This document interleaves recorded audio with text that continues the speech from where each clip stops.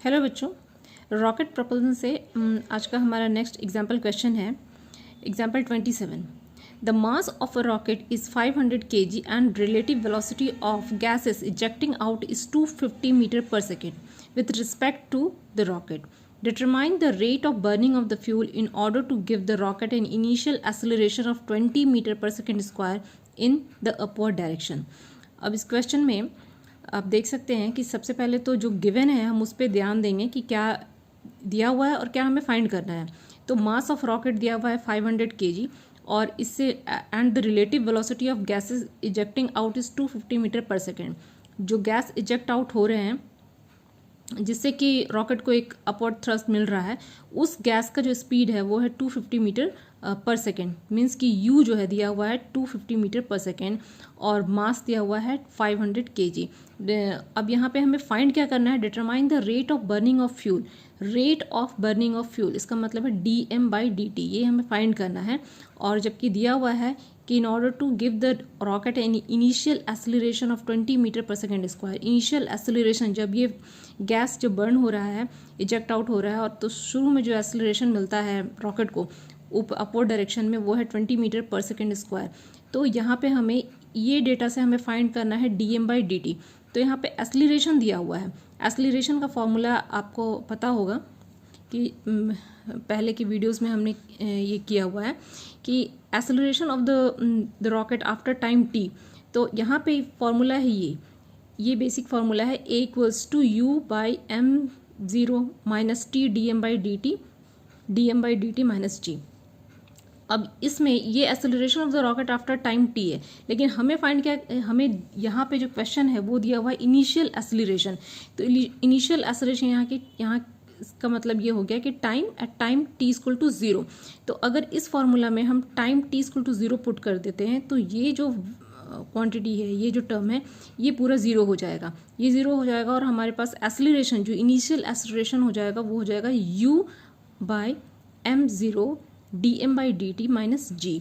तो उसी चीज़ को यहाँ पे लिखा हुआ है कि initial acceleration = u/m0 dm/dt -g। यहाँ पे m0 जो है वो इनिशियल मास दिया हुआ है, dm/dt हमें फाइंड करना है और g जो है वो एक्सेलरेशन ड्यू टू ग्रेविटी है, और a हमारा 20 मीटर पर सेकेंड स्क्वायर दिया हुआ है।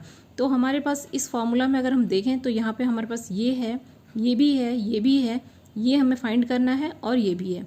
तो अगर हम डायरेक्ट इसका वैल्यू यहाँ पे रख देते हैं तो हम dm/dt आराम से फाइंड कर सकते हैं।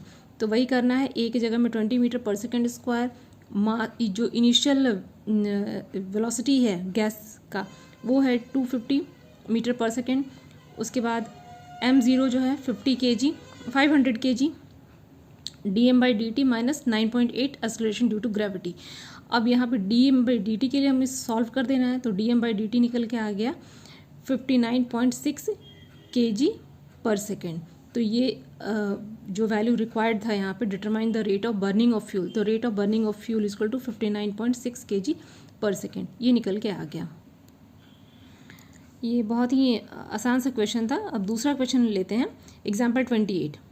A rocket is set for vertical firing if the exhaust speed is 1200 metre per second. How much gas must be ejected per second to supply the thrust needed?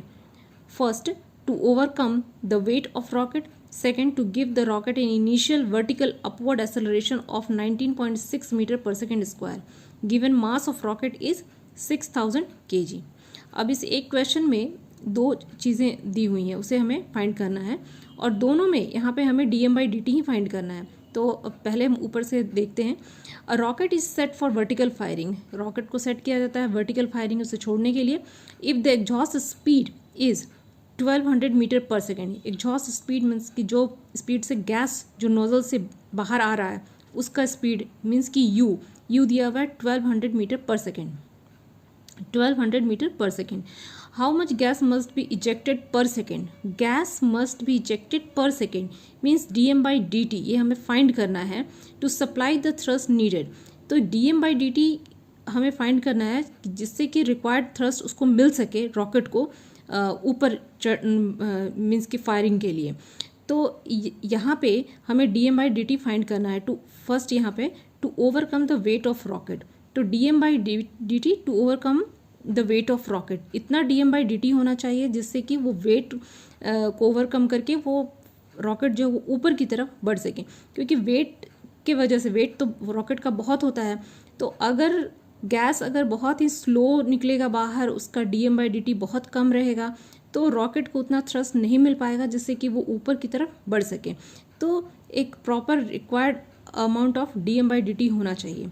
और इसमें सेकंड क्वेश्चन है, to give the rocket in initial vertical upward acceleration of 19.6 metre per second square.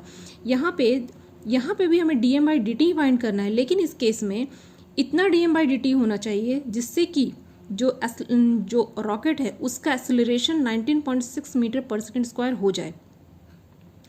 dm/dt को इतना होना है जिससे कि 19.6 metre per second square का एक्सेलरेशन रॉकेट को मिल सके। तो हम पहले फर्स्ट क्वेश्चन को लेंगे। फर्स्ट क्वेश्चन जो है, फर्स्ट पार्ट जो है इसका, to overcome the weight of rocket, to overcome the weight of rocket, इस चीज़ पे थोड़ा ध्यान देना है। तो यहाँ पे वेट आ गया, वेट को हम क्या लिखेंगे, mg रॉकेट का जो वेट हो गया वो हो गया mg, और mg को किससे हमें इक्वेट करना है, dm/dt से। तो dm/dt मल्टीप्लाइड बाई u। तो यहाँ पे पहले तो जो वैल्यू है u 1200 मीटर पर सेकेंड, मास जो है वो 6000 kg ये दिया हुआ है रॉकेट का गिवन, और हमें फाइंड करना है dm/dt। तो थ्रस्ट जो है, thrust is equal to weight of rocket. Thrust means कि अपवर्ड फोर्स जो रॉकेट को मिल रहा है ऊपर की तरफ उड़ने के लिए, फायरिंग के लिए, तो वो हो गया थ्रस्ट, और वो इक्वल है वेट ऑफ रॉकेट। तो थ्रस्ट इक्वल्स टू लिखेंगे हम u dm/dt, u वेलोसिटी, और यहाँ पे rate of ejection of gases per second, rate of ejection of gases per second, that is dm/dt, और ये इक्वल हो जाएगा किससे, वेट ऑफ रॉकेट से, डेट इज mg। तो यहाँ पे हमारे पास में u है, dm/dt नहीं है, हमें फाइंड करना है, और m है, और g acceleration due to gravity है। तो जब हम वैल्यू यहाँ पे रखेंगे dm/dt के लिए, इसको सॉल्व करेंगे, dm/dt equals to mg/u, that is 6000 multiplied by 9.8 divided by 1200। तो यहाँ पे कैलकुलेशन के बाद आ जाता है 49 kg पर सेकेंड।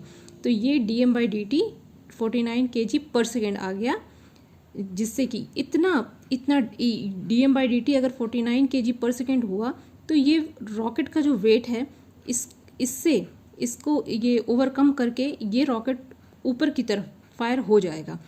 तो यहाँ पे ये फर्स्ट पार्ट यहाँ पे इसका कंप्लीट होता है क्वेश्चन का। सेकंड पार्ट के लिए अगेन हम लिखेंगे जो गिवन वैल्यू है, और हम यहाँ पे ध्यान देंगे एक्सेलरेशन पे, क्योंकि यहाँ पे गिवन हमारा एक्सेलरेशन है, इतना एक्सेलरेशन हमें चाहिए। तो एक्सेलरेशन का फॉर्मूला जो है आपको पता है कि a equals to u by m0 minus t dm/dt multiplied by dm/dt minus g, ये होता है। ये एक फॉर्मूला आपको पता होना चाहिए आपको। अब यहाँ पे एक्सेलरेशन हमें दिया हुआ है, और यहाँ पे ये जो है इनिशियल, यहाँ पे दिया हुआ है कि यहाँ पे इनिशियल एक्सेलरेशन इतना होना चाहिए। तो इनिशियल हो गया, तो कहने का मतलब है टाइम इक्वल टू 0।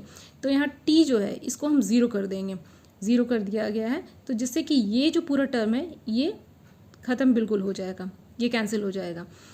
अब a दिया हुआ है 29.6 है, u हमारे पास में है, u है 1200 मीटर पर सेकेंड, जैसे कि क्वेश्चन में दे रखा है, और उसके बाद m जो इनिशियल मास है वो दिया हुआ है 6000 kg।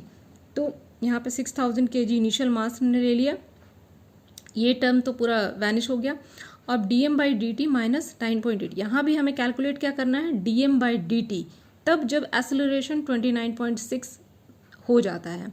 तो यहाँ पे एक कंडीशन दिया हुआ है कि इतना एक्सेलरेशन होना चाहिए, इसके लिए dm/dt मतलब rate of ejection of fuel जो है, या rate of burning of fuel क्या होगा।